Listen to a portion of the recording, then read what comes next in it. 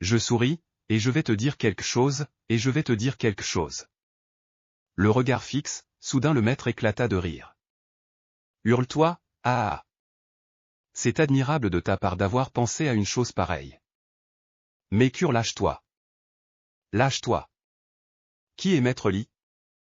L'homme le plus impitoyable du monde. Tu es le gardien de la porte. Comment pourrait-il n'y avoir aucune défense contre une telle chose? Les mesures contre lui sont déjà en place. Les mots du maître devinrent une lueur d'angoisse. Cela me resta gravé dans le cœur. Je le sentis. Une grande angoisse m'approchait. Qu'entendez-vous par contre-mesure? Qu'est-ce que c'est? Même le son des mots tremblait. Tel un homme pris dans le vent, tout mon corps était terrifiant. Je sentais le tremblement. Tu le sauras en rentrant. Alors, travaille dur. Après avoir dit cela, le maître utilisa la méthode du phénix par la légèreté de l'air. Il apparut et fonça devant moi comme l'éclair. Le combat fut ma défaite. Je n'avais rien à dire aux perdants. Maintenant, il n'y avait plus d'autre choix que de travailler ici. Un maître qui vend ses élèves pour travailler? Je ne peux pas, et je ne peux pas. C'est un signe qui ne fonctionne pas. C'est pour 3 troupeaux de salaire mensuel. Je n'arrive pas à croire que cela m'arrive. Maudit soit mon destin, je n'avais pas d'autre choix. Le nom de cette forge est crémation du fer, probablement transformation du fer. Il semblait que ce nom désignait un lieu. Cette ville est pleine de fer. La plus grande forge de la ville ne proposait pas seulement une variété d'outils agricoles. C'était aussi un magasin d'armes qui produisait des armes ensemble. La crémation de fer était un lieu où l'on vendait des épées, notamment parmi les armes. Le vieil homme, était un épéiste célèbre. Le nombre de personnes utilisant la forêt était considérable. Le noir représente une valeur ajoutée élevée. Comme c'est un article avec, le fer est importé mensuellement. Cela rapportait une somme assez salée. On me donnait moins de 3 oiseaux par mois. Les principaux clients de cette crémation de fer sont une sorte de grande porte sur la montagne derrière ma maison.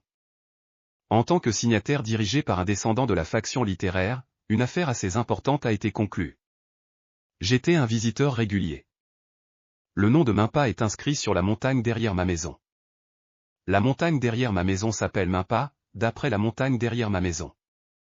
C'était peut-être le mont Ami, alors le nom de Mimpa sur la montagne derrière ma maison est peut-être la Mifa. C'est une porte assez grande, maître.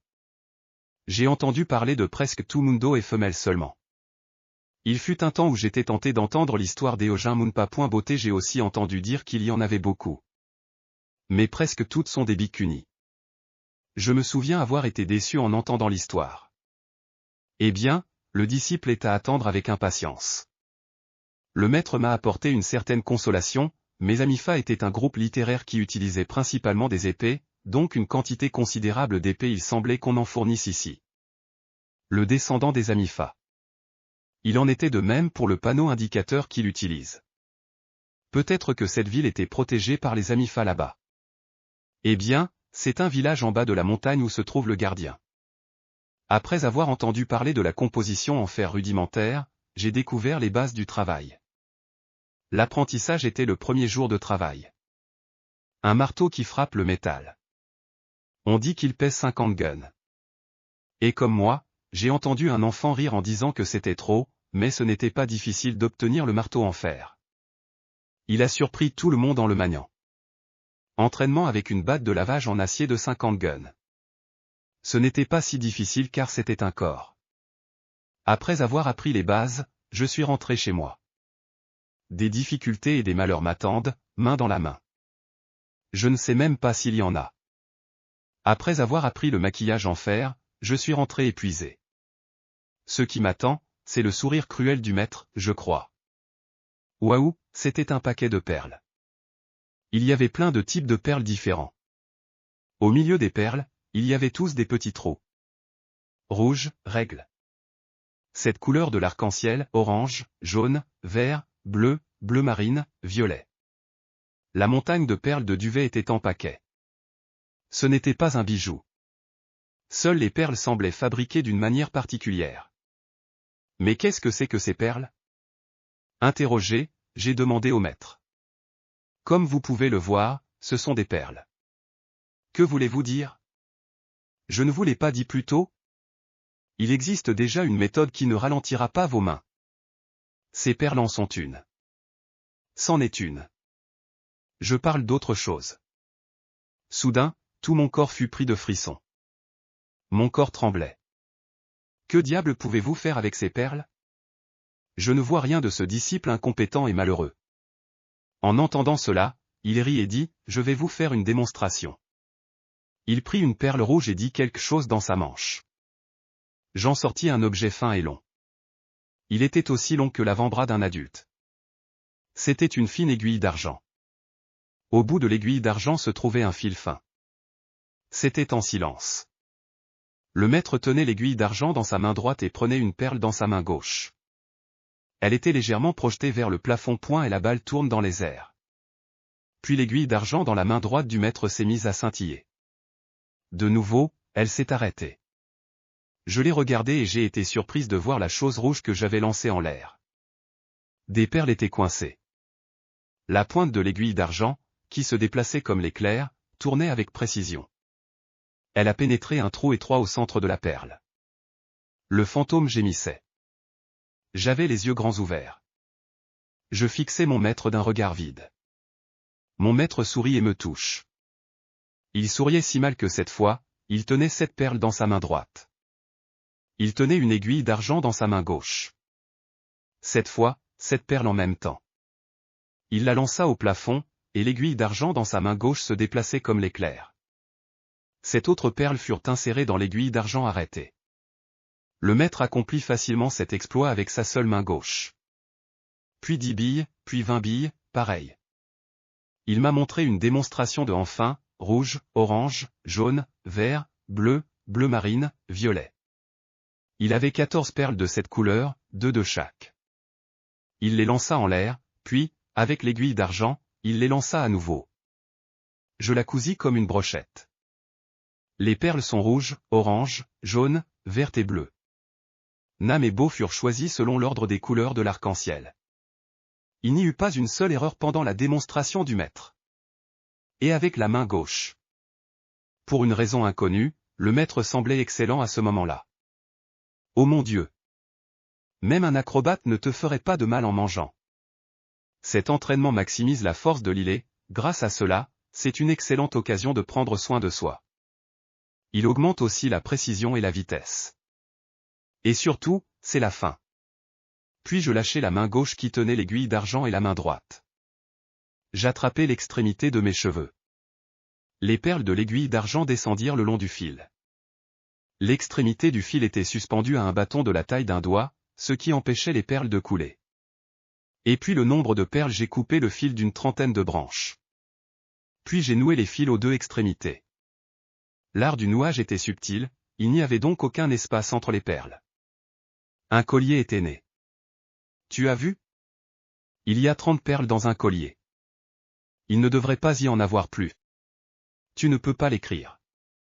Et quand tu fais un nude, assure-toi de le faire bien. Il faut le construire. Ne fais pas d'espace. D'abord, 100 par jour. Commençons par continu comme ça. Comment ça, travailler dur? Je n'avais pas remarqué le talent flamboyant du maître à ce moment-là. Ce collier de perles recèle une part de corruption et de complot. Le maître a pris 2 pièces par collier et l'a apporté au village. Il était vendu à une épicerie locale. Non. Dites-moi exactement. Quand on dort, on récupère les perles à l'épicerie et on les coud. Je recevais 2 pièces pour en faire une. Pour faire simple, une sorte de travail d'appoint, une punition qui s'ajoute au temps de travail principal. Le revenu mensuel de ce travail d'appoint est de 200 pièces par jour. Cela représentait 6000 tétons par mois. 1000 tétons de pièces, c'était un ermite. Cela rapportait 6 ermites par mois. Mon salaire mensuel était plus élevé que ça. Le maître, avide d'argent, exploite le salaire de ses élèves. Non seulement il l'a fait, mais il l'a fait aussi, de sorte qu'il n'avait qu'un seul disciple à ses côtés.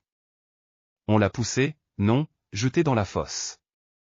Performance sous prétexte d'excuse. Ce n'était pas la fin. Il y avait un autre continu la prochaine fois. Le maître qui a terminé la démonstration du collier m'a donné un vomi en bois.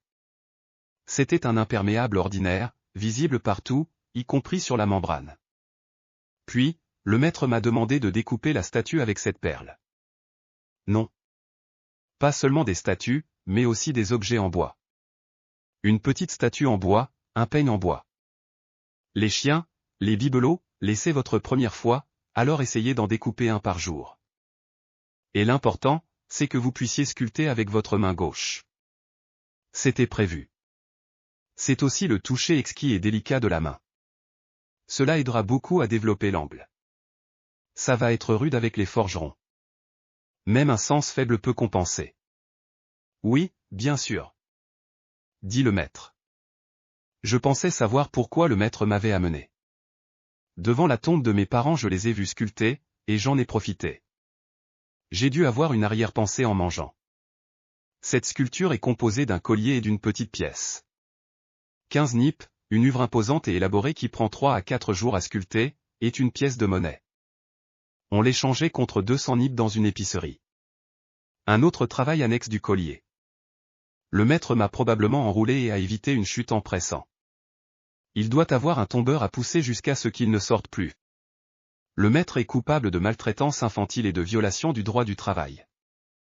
C'était un homme qui n'avait rien à dire, même s'il était accusé par le gouvernement. Ainsi, j'ai un emploi principal et 2 emplois annexes. C'est là que ma vie de malchance a commencé.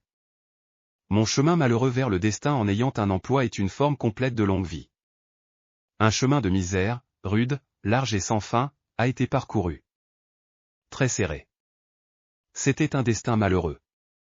On se réveille à l'aube, on s'entraîne, on chasse. On récolte des légumes. Et on lave le riz.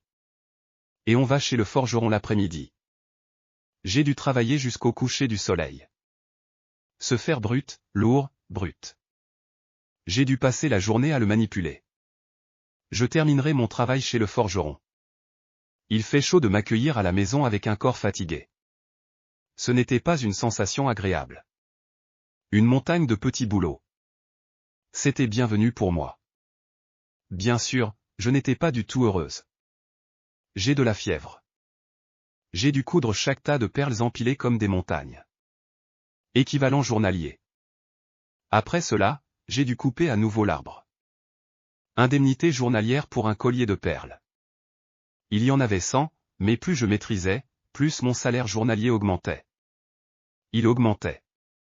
3 ans plus tard, l'allocation journalière est passée à 5 cents. Et la sculpture augmente aussi de jour en jour, réalisant environ 3 objets simples en bois par jour. J'ai pu réduire mes dépenses et mon travail a été reconnu. Le montant a également augmenté. Mon œuvre est un produit de bande dessinée populaire. C'est pourquoi cela a fonctionné. Mais pour moi, tout cela se produit en un jour. Il n'y avait que du travail supplémentaire. Maître appréciait seulement l'augmentation de son revenu mensuel. Pourquoi suis-je si malheureux? J'ai accusé le ciel. Pleurant des larmes ont inondé le front. Cela a été des années de larmes, et on n'y peut rien. C'est ainsi que 3 ans se sont écoulés. Ce fut une journée très difficile. Je m'en souviens. Si cela n'était pas arrivé ce jour-là, je serais certainement mort de surmenage. Je suis sûr que vous, maître, si vous utilisez le mot épreuve, Nurim semblait penser que tout pouvait être pardonné. Tout était impardonnable rien qu'à cause de cette épreuve. Ce jour-là, des nuages blancs retenaient le soleil et crachaient des débris dorés. C'était une journée claire, lorsqu'un vent clair, bleu et blanc, balayait la montagne. C'était un jour de congé pour le forgeron, une fois par semaine seulement. Une fois tous les 7 jours, je ne peux pas me reposer et cueillir des herbes. J'ai dû courir à travers la montagne pour les trouver. Malheureuse, prise au piège d'une mascarade maléfique. C'était la vie typique d'une jeune fille souriante. Je bêchais partout dans la montagne à la recherche de légumes. Je les trouvais en marchant. 3 fleurs bleu-violet à l'ombre de l'arbre. Ce que j'ai trouvé, fleurissant dans l'obscurité. C'était pur et clair. C'était une fleur d'une grâce noble. Mon cerveau m'a prévenu. Ça va payer, c'est sûr. C'est le genre de parfum et de dignité que j'ai. Ça devait coûter cher de vendre des fleurs en l'air. J'ai commencé à bêcher prudemment le sol où les fleurs s'épanouissaient. Racine, attention à ne pas se blesser. Si on blesse ces racines, les fleurs perdent de leur valeur. Avec la vitalité de la fleur. En creusant soigneusement le sol, j'ai été surpris un instant. À l'intérieur, un corps féminin de la taille d'une paume de main d'adulte, avec un genou et une poitrine. Parce qu'il était enfoui dans un tamis accroupi si près qu'il pouvait l'atteindre. Corps féminin. Il dégageait une énergie belle et noble. Un clic. J'ai entendu un bruit de bave dans ma gorge. Qui suis-je?